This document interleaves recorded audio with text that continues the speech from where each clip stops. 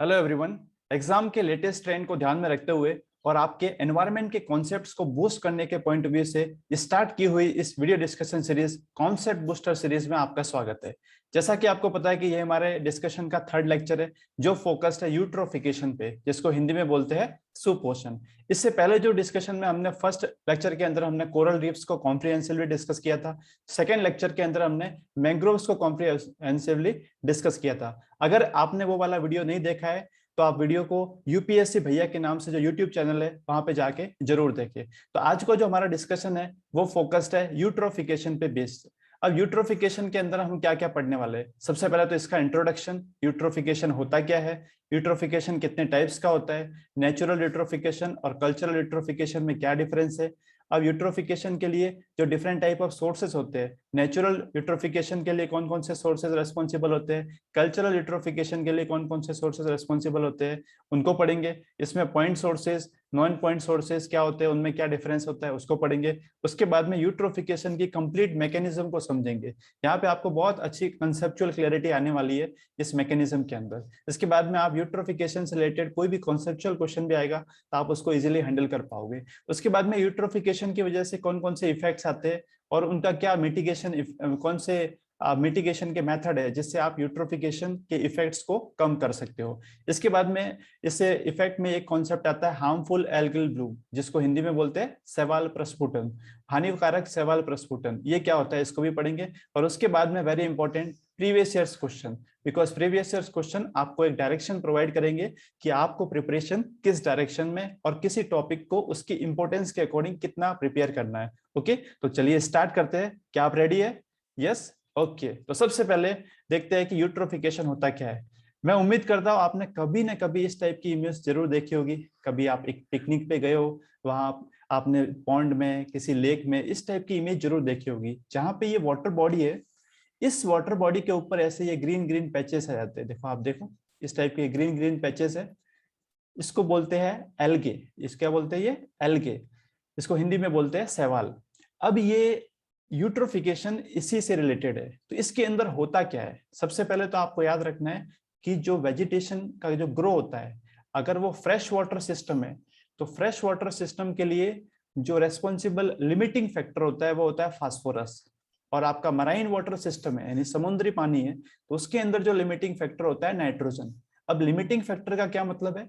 Limiting factor का मतलब है कि जब ये न्यूट्रिएंट्स, ये पोषक तत्व पर्याप्त मात्रा में होंगे, तब बहुत एक्सेस में होंगे, तब बहुत ज्यादा ऑर्गेनिजम्स आपके वेजिटेशन ग्रो करेगी। और जब ये इनका नंबर कम होगा तो कम वेजिटेशन ग्रो होगी। ये लिमिट करते हैं कि कितनी वेजिटेशन ग्रो होने वाली है। अगर ये ज्यादा मात्रा में होंगे तो ज्यादा ग्रो होगी, अगर कम मात्रा में होंगे तो कम ये वेजिटेशन ग्रो होगी। तो ये आपको याद रखना है। तो ये यूट्रोफिकेशन प्रोसेस जो होती है उसके अंदर क्या होता है, न्यूट्रिएंट इनरिचमेंट होता है। कौन कौन से न्यूट्रिएंट? मेनली आपके फास्फोरस और नाइट्रोजन, इनका इनरिचमेंट होता है। इनरिचमेंट का मतलब है पानी के अंदर इन पोषक तत्वों का संवर्धन हो जाता है। अचानक से इनका नंबर, इनकी जो क्वांटिटी है वो इंक्रीज हो जाती है। और उसकी वजह से जो आपकी जो स्पीसीज, जो डाइवर्सिटी है, उसका जो डैमेज होता है, इस पूरी प्रोसेस को बोलते हैं यूट्रोफिकेशन। ये स्पीसीज डाइवर्सिटी का डैमेज कैसे होते हैं ये मैं आपको आगे एक्सप्लेन करूंगा पूरे कॉन्सेप्चुअल क्लैरिटी के साथ में। ओके, तो अभी हमको मोटे तौर पे समझ में आया कि यूट्रोफिकेशन क्या होता है, जिसके अंदर जो न्यूट्रिएंट्स आपके नाइट्रोजन, फास्फोरस, इनका इनरिचमेंट हो जाता है, इनका कंसंट्रेशन इंक्रीज हो जाता है। अब इनके कंसंट्रेशन के रीजन जो है, अब नेचुरल रीजन भी हो सकते हैं और आपके एंथ्रोपोजेनिक रीजंस भी हो सकते हैं। उसके बेस पे हमने यूट्रोफिकेशन को दो टाइप में क्लासिफाई किया है, जिसको अभी हम आगे पढ़ेंगे। यूट्रोफिकेशन की अगर फिजिकल आइडेंटिफिकेशन की बात करें कि आप देख के कैसे बता सकते हो कि इस पर्टिकुलर लैंड या आपके लेक के अंदर, पॉन्ड या लेक के अंदर यूट्रोफिकेशन हुआ है, तो आप देख सकते हो कि ये जो एल्गे का जो ग्रो हो रहा है यहाँ पे, एल्गे जो है ये फिजिकल आइडेंटिफिकेशन को रिप्रेजेंट करता है, किसके? यूट्रोफिकेशन को। तो हमको ये समझ में आया कि यूट्रोफिकेशन के अंदर न्यूट्रिएंट का इनरिचमेंट होगा और आप फिजिकली जब वो एल्गे होंगे वाटर की सरफेस पे, उसको देख के आप बता सकते हो कि यहाँ पे यूट्रोफिकेशन हुआ है या नहीं हुआ है। अब जो यूट्रोफिकेशन के दो टाइप्स मैंने आपको बताए, पहला टाइप होता है नेचुरल यूट्रोफिकेशन। इसमें क्या होता है? नेचुरली अगर ये जो इनऑर्गेनिक न्यूट्रिएंट्स नाइट्रोजन फास्फोरस इनका इंक्रीमेंट होता है तब उसको बोलेंगे नेचुरल यूट्रोफिकेशन। ये बहुत स्लो प्रोसेस होती है, बहुत सेंचुरीज इसमें लग जाती है, पता भी नहीं चलता है कि नेचर की तरफ से यूट्रोफिकेशन हो रहा है। इसका एग्जांपल आप देख सकते हो, जैसे अपवेलिंग होता है। अपवेलिंग बेसिकली क्या होता है, विंड ड्रिवन। विंड की वजह से ये जो कोल्ड वाटर है, जो कोल्ड और न्यूट्रिएंट रिच वाटर है, ये सरफेस पे आता है।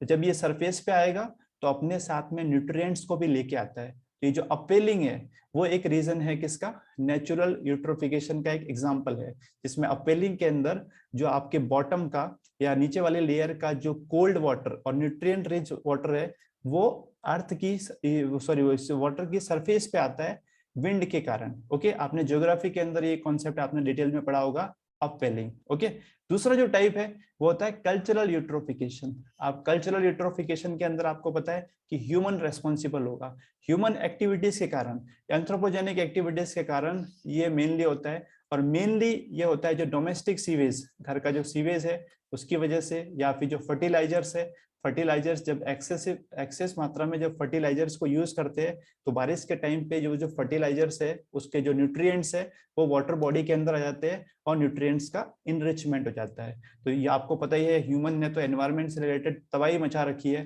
तो ये एंथ्रोपोजेनिक एक्टिविटीज यूट्रोफिकेशन के केस में मेनली होते हैं डोमेस्टिक सीवेज की वजह से और फर्टिलाइजर्स की वजह से। ये जो प्रोसेस है वो बहुत फास्ट होती है, कुछ डिकेड्स में ये यूट्रोफिकेशन हो सकता है।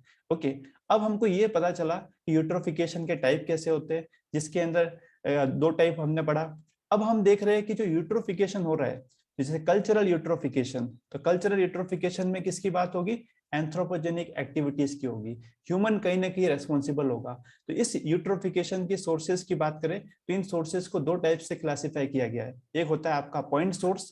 पॉइंट सोर्स आप इमेज में देख सकते हो, ये फैक्ट्री है, इस फैक्ट्री से ये पॉल्यूटेंट इस पाइप के थ्रू डायरेक्टली कहाँ जा रहा है, इस वाटर बॉडी में। तो इस टाइप के जो सोर्सेस को बोलते हैं पॉइंट सोर्सेज। तो पॉइंट सोर्सेज के अंदर ये जो पॉल्यूटेंट है वो डायरेक्टली सोर्स से कहाँ जाएगा, वाटर बॉडी के अंदर।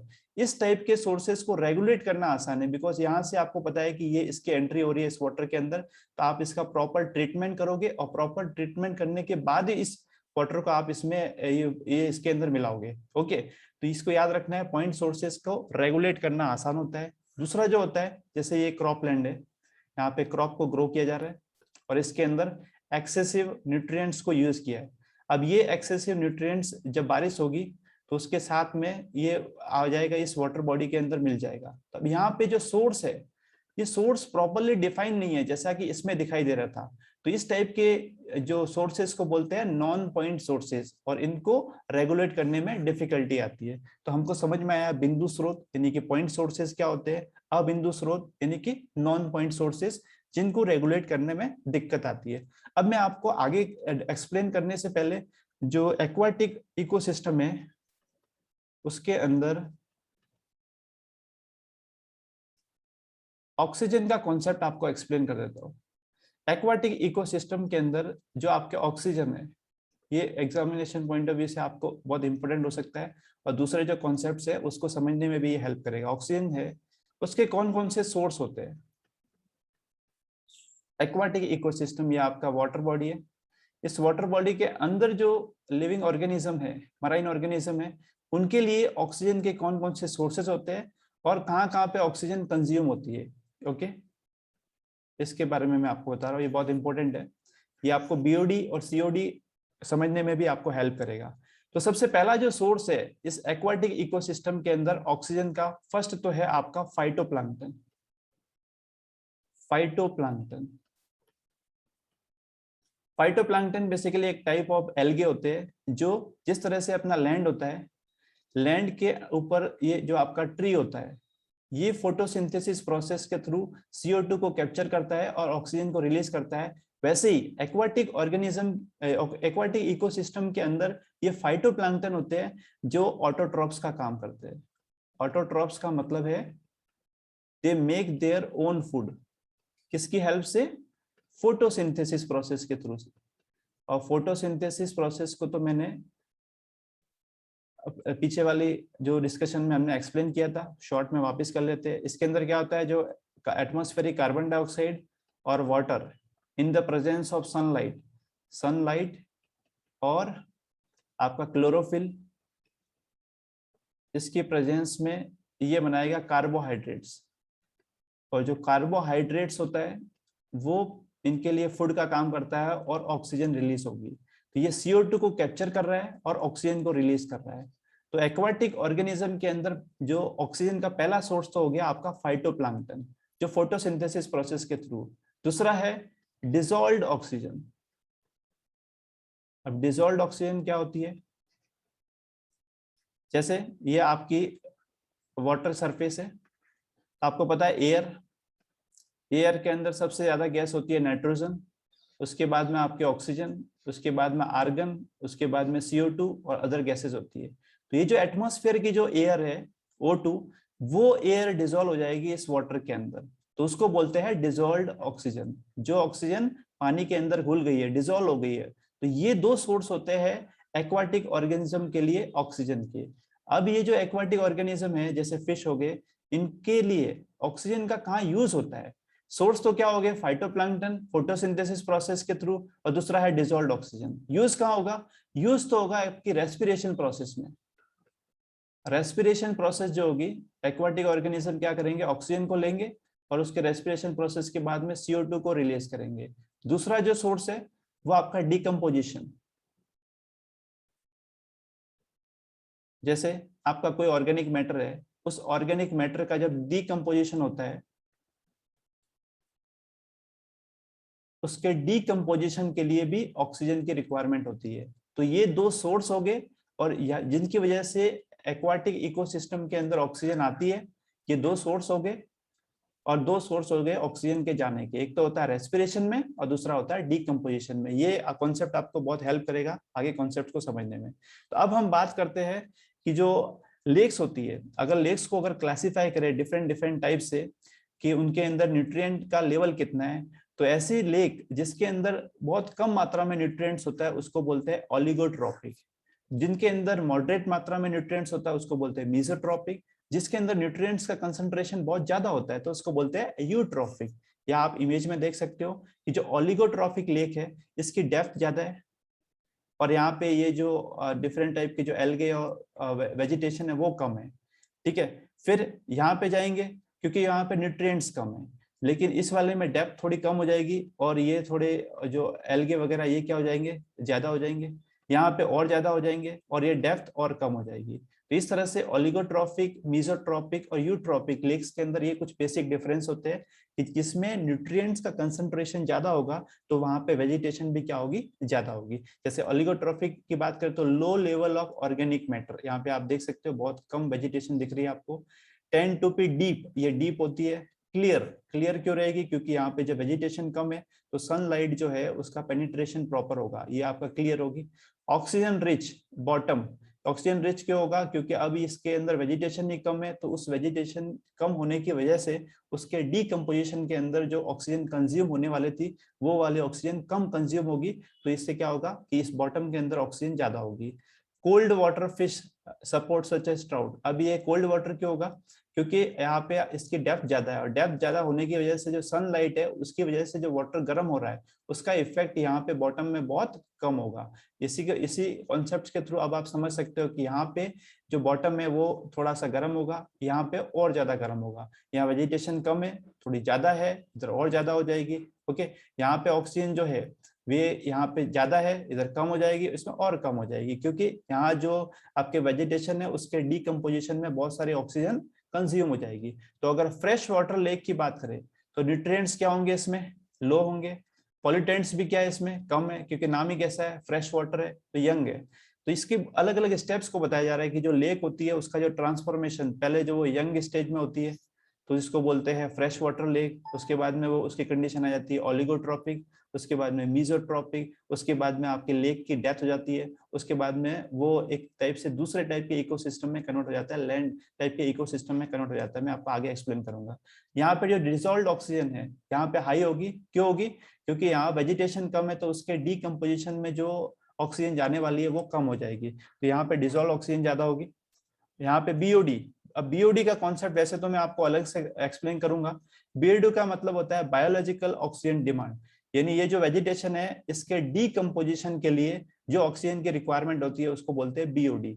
अब ये यहाँ पे वेजिटेशन ही कम है तो जो ऑक्सीजन की रिक्वायरमेंट होगी इसके डीप कंपोजिशन के लिए वो भी क्या होगी, कम होगी, तो ये है लो। प्रोडक्टिविटी भी यहाँ क्या होगी, लो, और प्रोडक्टिविटी कम है, बायोडाइवर्सिटी भी कम है क्योंकि यहाँ पे बहुत ज्यादा डाइवर्सिटी नहीं है क्योंकि पॉल्यूटेंट्स कम है। तो स्टेबिलिटी भी क्या होगी, लो। जहाँ पे बायोडाइवर्सिटी ज्यादा होती है उस सिस्टम की स्टेबिलिटी क्या होती है, ज्यादा होगी, उसका डायमेंशंस भी क्या होगा, लो। तो ये सारे बेसिक पॉइंट आपको याद रखने हैं। कई बार क्या होता है कि कॉन्सेप्ट्स आपने अगर समझा होगा तो उससे ऑप्शन को एलिमिनेट करने में आपको हेल्प मिलेगी।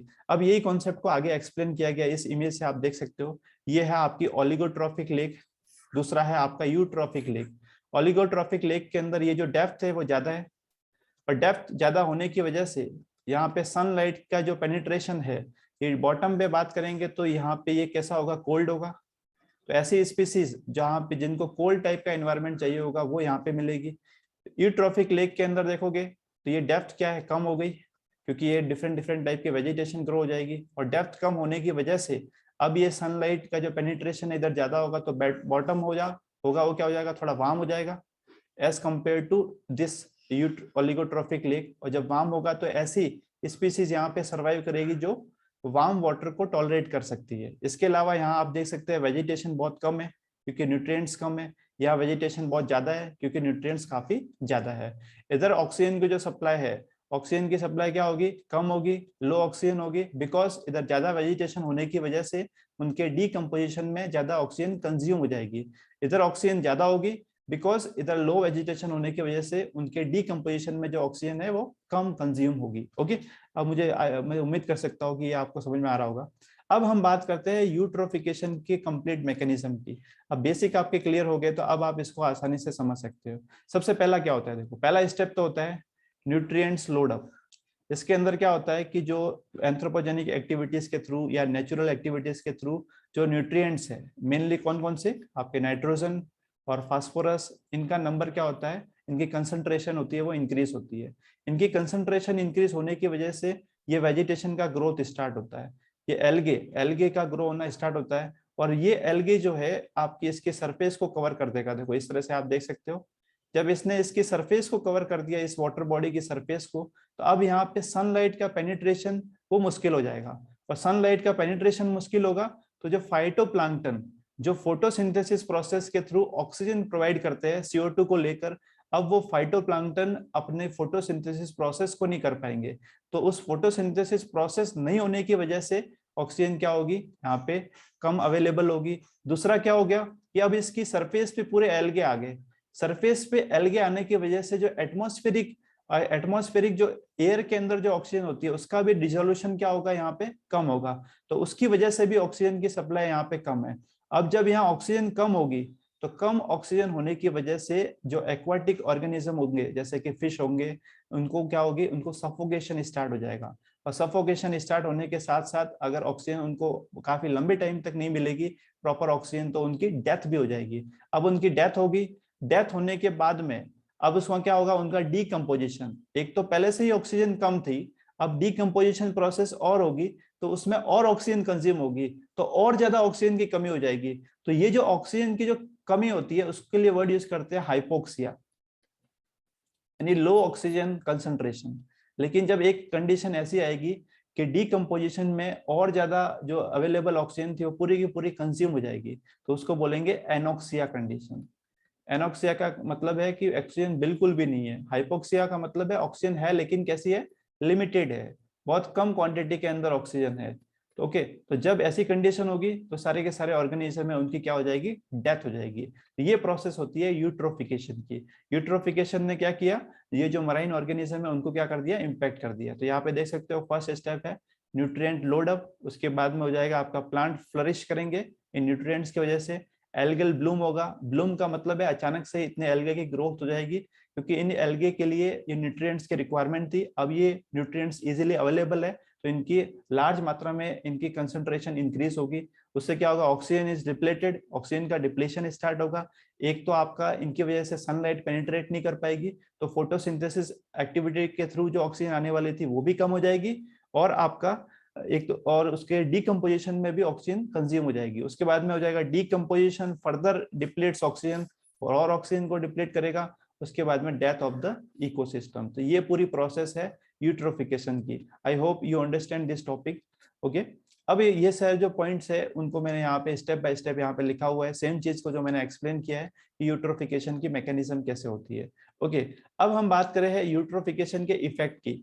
यूट्रोफिकेशन की वजह से क्या क्या इफेक्ट आता है। तो सबसे पहला इफेक्ट तो ये है, मैंने आपको बताया कि जो फ्रेश वाटर लेक है, फ्रेश वाटर लेक जिसके अंदर न्यूट्रिएंट्स क्या थे, लो न्यूट्रिएंट्स थे और उसकी डेप्थ काफी ज्यादा थी।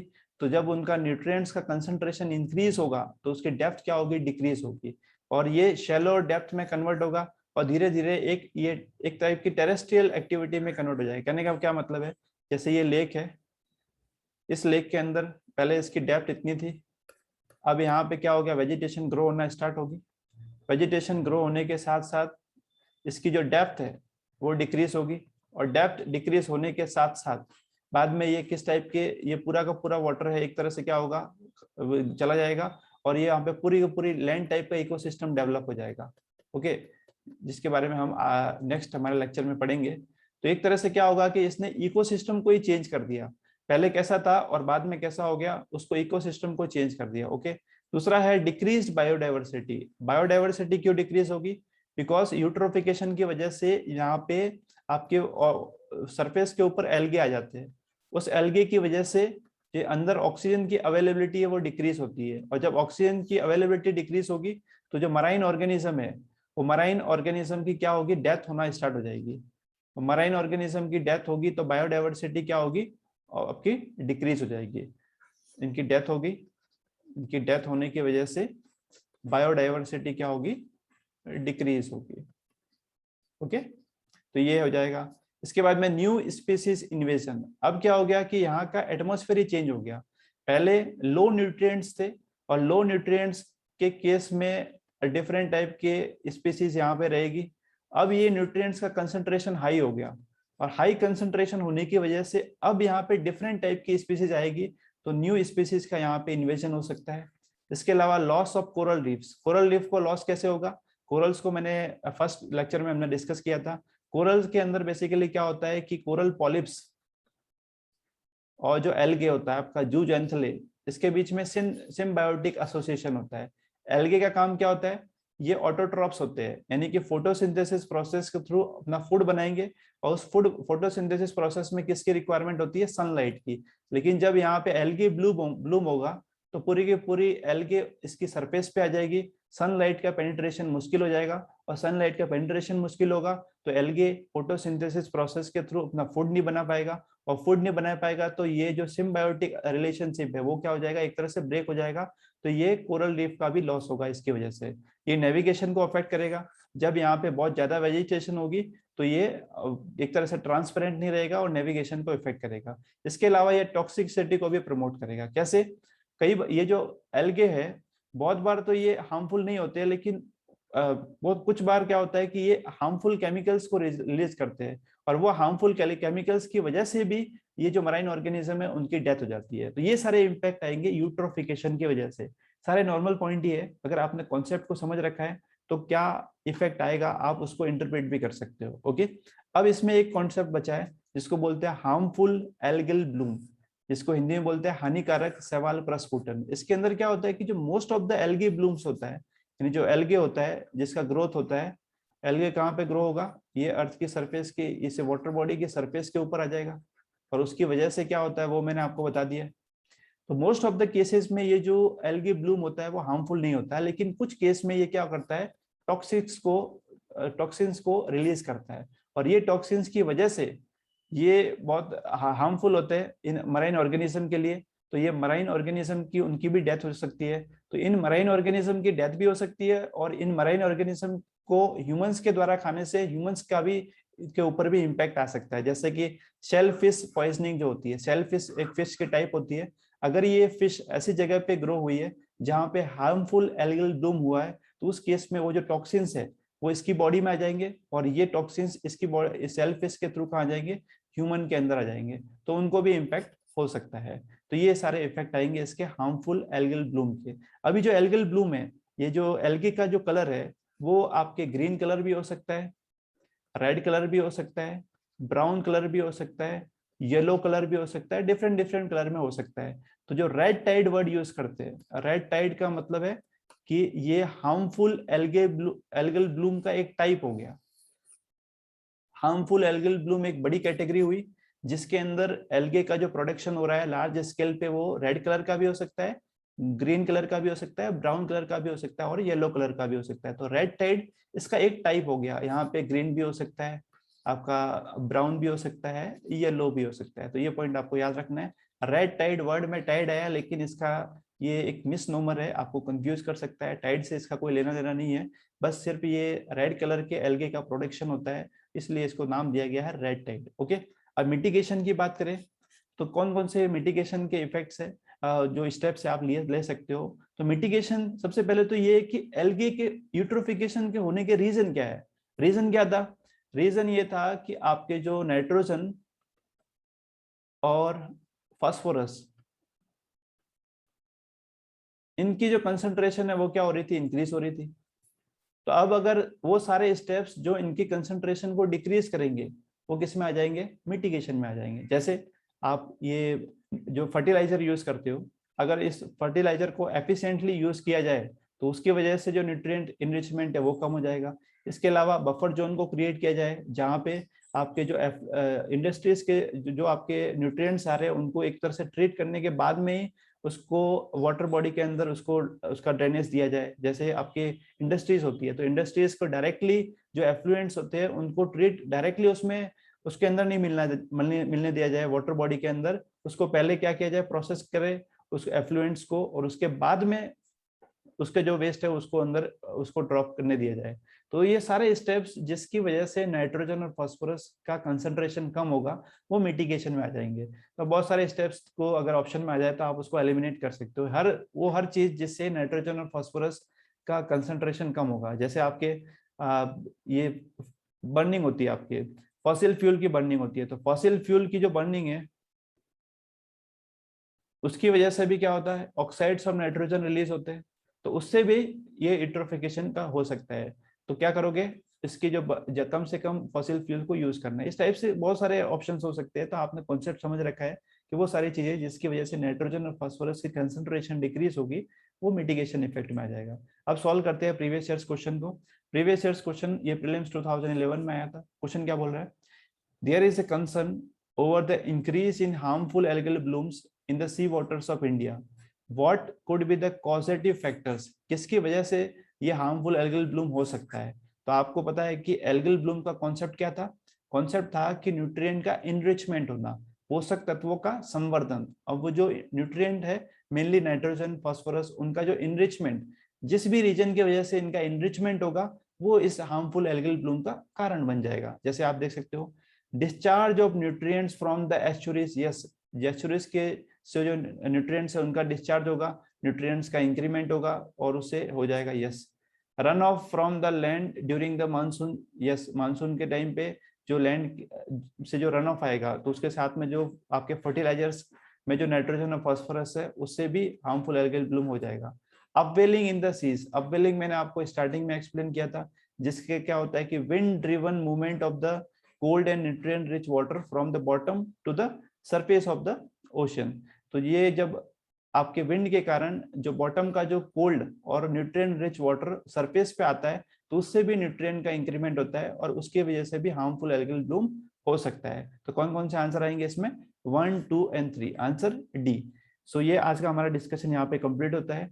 इससे पहले जो हमने डिस्कस किया था आपका लेक्चर फर्स्ट के अंदर हमने कोरल रीफ्स को कम्प्लीटली डिस्कस किया है, लेक्चर 2 के अंदर मैंग्रोव्स को कम्प्लीटली डिस्कस किया है। उसके तो इन सारे के इनके वीडियोस आप यूपीएससी भैया के नाम से जो यूट्यूब चैनल है मेरा, वहां पे आप इनके वीडियोस को देख सकते हो। और ये टेलीग्राम लिंक दिया गया है यूपीएससी, ये तो कैपिटल में, बी कैपिटल में, इनके बीच में स्पेस नहीं है, और भैया के जो स्पेलिंग है ये स्मॉल में। तो इस ग्रुप में आपको इन सारे वीडियोस की पीपीटी मिल जाएगी, जो पावर पॉइंट प्रेजेंटेशन में क्लास में यूज कर रहा हूँ वो मिल जाएगी। इसके अलावा भी आपको कोई डाउट्स हो तो आप मुझे इस वीडियो के कमेंट सेक्शन में कमेंट कर सकते हो, या फिर कोई आप पर्सनली भी आप मुझसे कोई भी डाउट पूछ सकते हो। Okay, so that's all for today. Have a nice day. Thank you so much.